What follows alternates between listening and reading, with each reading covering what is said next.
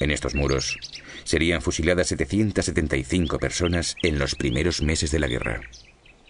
Bueno, esto es el cementerio que se llama de los Mártires de Aravaca hoy. En el año 36 esto ya era un cementerio, aunque era un cementerio nuevo. Fue una ampliación del cementerio civil normal del Ayuntamiento de Aravaca, que se estaba quedando pequeño, y entonces lo que hicieron fue ampliarlo. Hicieron este recinto para ampliar el cementerio, incluso lo empezaron a utilizar. Había 7 u 8 enterramientos anteriores a los fusilamientos que hubo aquí, que ya se habían hecho en el curso normal de los acontecimientes. O sea, este cementerio existía ya, solo que estaba vacío, era nuevo.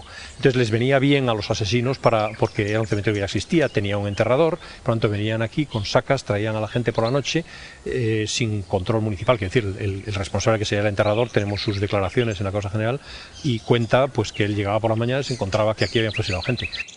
Pero era simplemente gente que estaba en la cárcel y los sacaban y los fusilaban. Fusilaron a militares también, a sacerdotes religiosos. Parece que no había un criterio muy claro. Sacaban a los que les parecía. Había denuncias de esas que había en aquella época por rencillas, etc.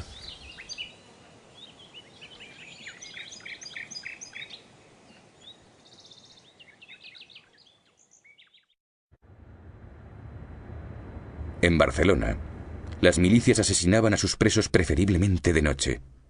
Al amanecer, aparecían cadáveres acribillados en la carretera que sube al Tibidabo. Las ejecuciones de grupos más numerosos se realizaban en el cercano cementerio de Montcada. Algunos testimonios afirman que los republicanos utilizaron los hornos de una cementera cercana para hacer desaparecer los cadáveres. Muchas de las ejecuciones oficiales se realizarían en el foso de Santa Elena del castillo de Montjuïc.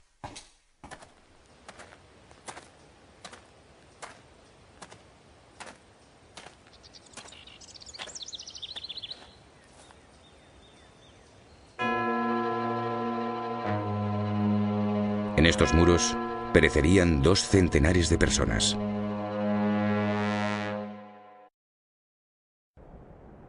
En las diócesis catalanas fueron asesinados 1.536 sacerdotes diocesanos, sin contar miembros de órdenes religiosas.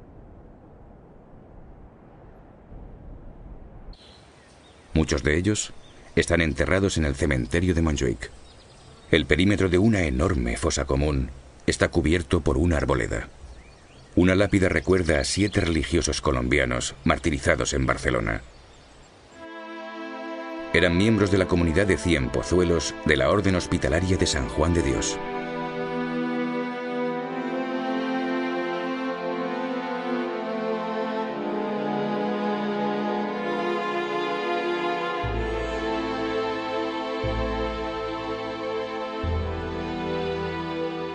Los hermanos de San Juan de Dios tenían hospitales en toda España. En ellos, cuidaban desinteresadamente a todo tipo de enfermos. Uno de ellos era el asilo de San José de Carabanchel Alto. En este centro, los religiosos cuidaban a enfermos epilépticos.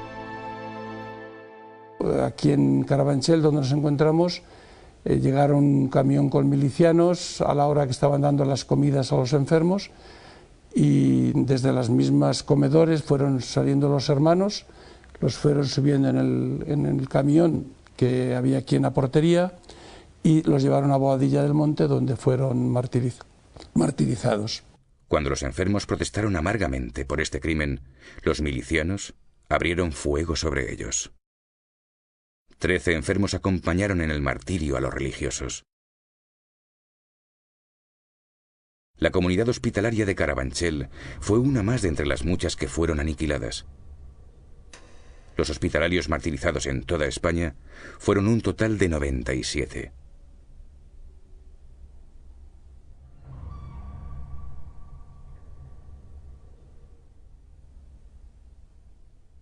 Nuestra orden tiene este número de mártires posiblemente a la fidelidad de los hermanos de no abandonar a los enfermos.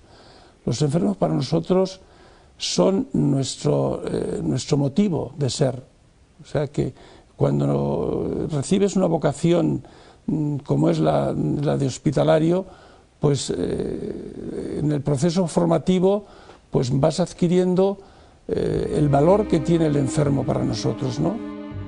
Poco antes de la guerra, el superior general había dado la siguiente instrucción a los hermanos en España. Vista y examinada atentamente la gravísima situación política, estén a la cabecera de los enfermos hasta que fuerza mayor imponga abandonarlos.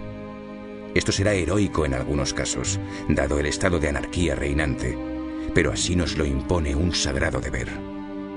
Creo que los hermanos nuestros dieron un ejemplo altamente de fidelidad a su vocación, de fidelidad a los enfermos, a quienes servían. Otra de las órdenes más castigadas por la persecución en Madrid fue la de frailes agustinos. En el monasterio de San Lorenzo del Escorial había una prestigiosa universidad regida por estos religiosos. Algunos de ellos eran figuras tan eminentes como el padre Julián Zarco, académico de la historia, o el padre Melchor Antuña, profesor de árabe de la Universidad Central. Los 53 frailes del Escorial fueron detenidos y conducidos a la cárcel Modelo, donde se unieron a otros miembros de la orden. 78 de ellos serían fusilados en Paracuellos.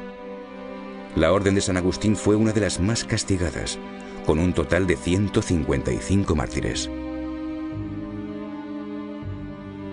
En la España republicana, en una nueva época de persecuciones, clérigos y fieles revivieron el temple de los primeros cristianos. Los sacerdotes confesaban y decían misa a escondidas.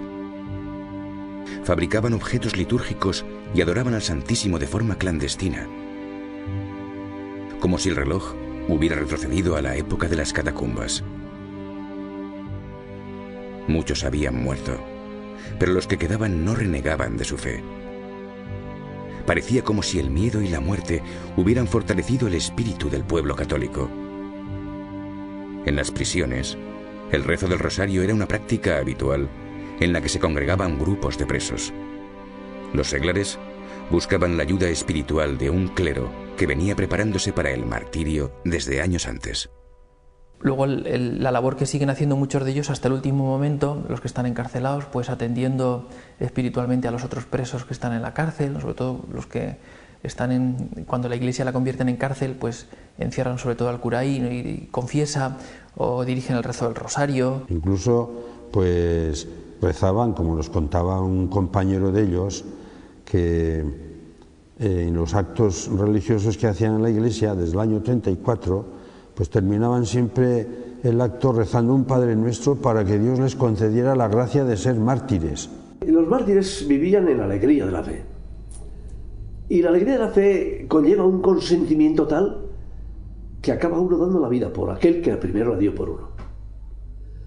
Y como esto es la garantía de una felicidad eterna, no cabe la menor duda posible. En octubre de 1936, el Ejército Nacional alcanza las puertas de Madrid. Ante la posibilidad de que los 10.500 presos madrileños fueran liberados, las autoridades republicanas comenzaron a sacarlos de las cárceles para fusilarlos. En las cercanías de Paracuellos del Jarama y otros lugares, se había excavado previamente grandes fosas para enterrar a los reos.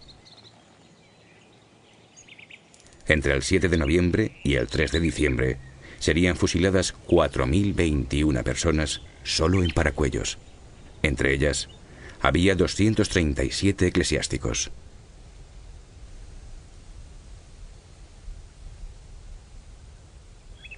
El cónsul noruego, Félix Slayer, cuenta en sus memorias lo que contempló cuando llegó a la fosa de Soto de Aldovea. En este lugar, fueron fusiladas 414 personas. Como pude todavía sonsacarle al miliciano, parece ser que los autobuses, según iban llegando, paraban en la parte alta de la pradera, siendo cada 10 hombres atados de 2 en 2 y desposeídos de sus objetos, haciéndoseles bajar así al foso, donde inmediatamente eran fusilados, en tanto que los 10 siguientes bajaban y los milicianos arrojaban tierra encima de los anteriores.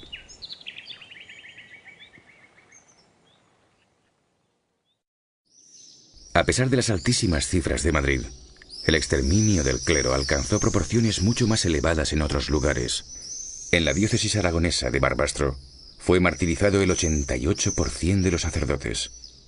Los religiosos y frailes murieron todos. Y después ya gente seglar, gente laica, católicos, pues se calcula que en Barbastro hubo, o sea, en la diócesis de Barbastro, pues hubo unos 800 que murieron solo por ser católicos, sin más. Uno de aquellos mártires fue el obispo, Monseñor Florentino Asensio. Fue un caso realmente que da escalofríos leer la historia del martirio de este obispo.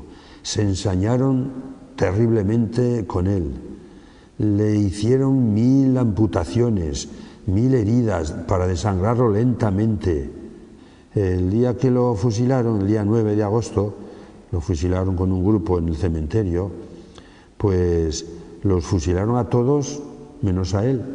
A él lo dejaron moribundo. Él aún, antes de disparar, aún dio la bendición a todos los que le fusilaban.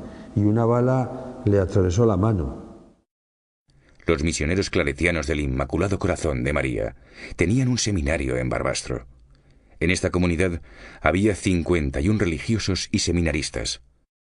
Primero, claro, asaltaron el convento el 20 de julio para requisar las armas que decían que tenían en el convento, que era la idea falsa que llevaban entonces la gente, ¿no? Que los conventos estaban llenos de armas.